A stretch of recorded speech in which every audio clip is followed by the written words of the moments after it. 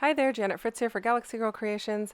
Welcome to my channel. Today we are doing all about the mouse, Scraptember, and 30 days of sketches. So we got a bonus one in there. And so we are using this layout or this sketch as our inspiration. And I really like that sketch. It's really interesting and different. So I decided I was going to go ahead and start with some mixed media. So I am using some shimmers, and I'm using My Clementine, Get Glowing, Strawberry Fields, and Minor 49er. So it probably was a little bit too quick for you to read that on the screen, but that's what those were. And so I am just basically doing the packaging technique. And I have these two photos of me at Disneyland with Chip and Dale. And so I thought these were like the perfect photos for this because there's two photos. I'm going to do one in each corner. I'm going to be a little bit different than the layout or the sketch because I'm flipping it so that it is exactly opposite. And I am wearing a jacket that is in those colors of that peachy coral salmon. I don't really know what to call it. It's not pink, but it's close. So those two colors of My Clementine and Strawberry Fields were just perfect for that. So I'm just going to go ahead and sprinkle a little bit of that Get Glowing and Minor 49er over it. I'm not actually using them as like a base layer. I'm just using them for some splatter, but I am using the other two colors as my base colors. And I know the mixed media is super light. I'm just using regular paper because I'm not going on it really heavy-handedly. There's not a ton of water involved, and I don't have it gessoed or anything, so it is just plain cardstock. And then I do end up sprinkling, as you saw, down through the middle there because I kind of want to connect the two areas. Even though in the sketch they're not connected, it does look like there's some bits and pieces in that upper area that kind of trail down to the lower area, but in my case I wanted them to kind of have a little bit more of a meeting in the middle. And then I pulled out my paper glaze in Carnation Pink and a stencil from the Crafters Workshop, and it's one of the Rebecca Meyer stencils, and I don't have the name of it in front of me because the stencil is actually at my mom's house at the moment. So if that's something you would really like, just leave me a note down below and I will get that for you. So then I pulled out some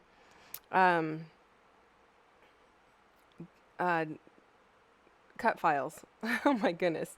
Those are cut files that I got in a kit, and they're just these cute little acorns. And so I thought those were perfect because when I think of acorns, I usually think fall, but because I have chipmunks on this page, that's perfect. So I went ahead and used that. And with today's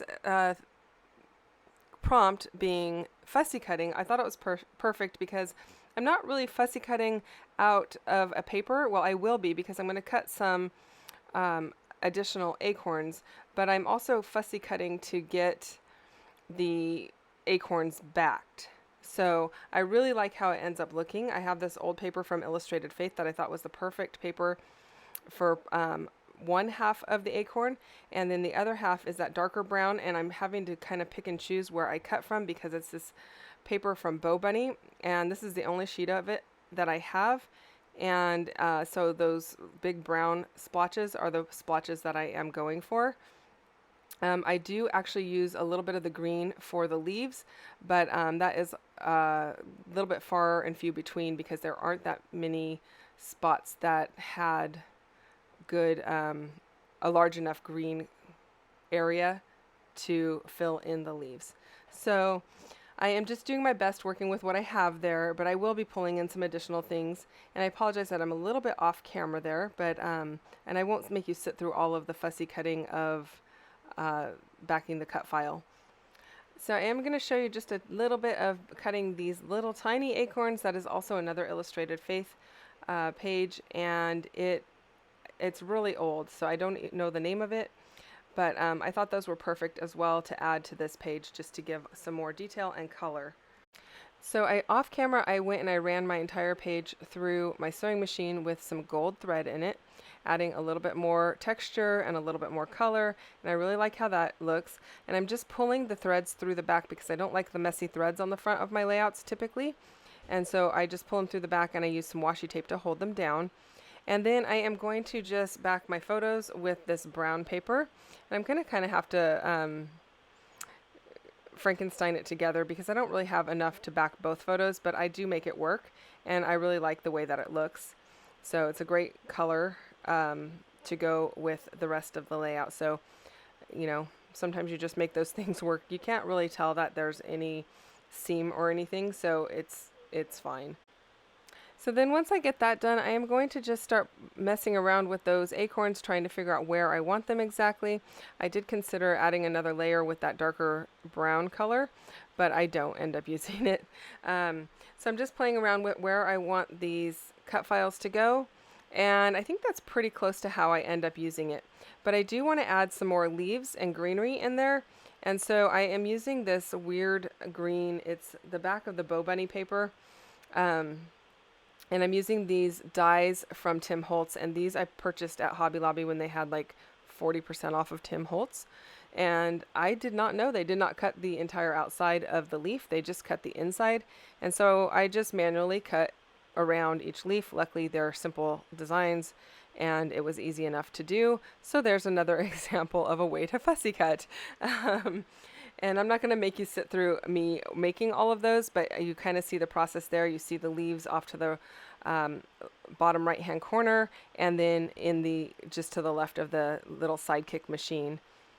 So once those are all cut, I'm just going to tuck those in and play around with where I want them. I like the way they look as well. It just adds another little texture, and they're kind of fun. I don't back them with anything. I suppose you probably could, like you could cut those in black or white and then back them with green or whatever you wanted to do.